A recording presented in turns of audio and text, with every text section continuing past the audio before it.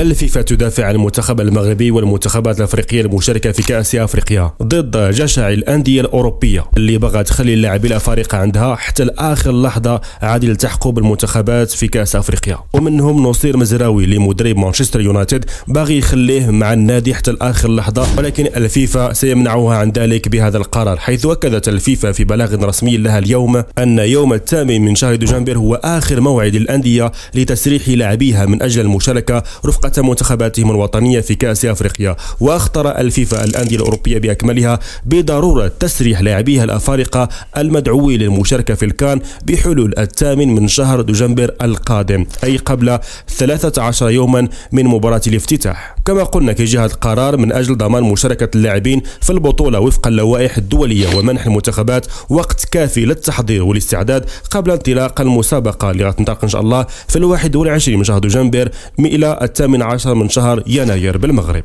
وقالت الفيفا أن الأندية يجب أن تلتزم بهذا الموعد إلزاميا ولا يمكن تجاوزه. وكما قلنا فأموريم مدرب مانشستر يونايتد قالت في التقارير أنه باغي يتواصل مع الجامعة الملكية المغربية لكرة القدم باش يسمحوا له أن نصير مزراوي يبقى معهم حتى تبقى سيمانة لانطلاق كأس أفريقيا، عاد يسمح له بالالتحاق بالمنتخب المغربي، ولكن بعد القرار ديال الفيفا غيولي مدرب مانشستر مطالب أنه يخلي مزراوي يلتحق بالمنتخب المغربي في 8 من شهر دجنبر، شأنه شأن بقية اللاعبين المحترفين المغاربة والأفارقة على وجه عام.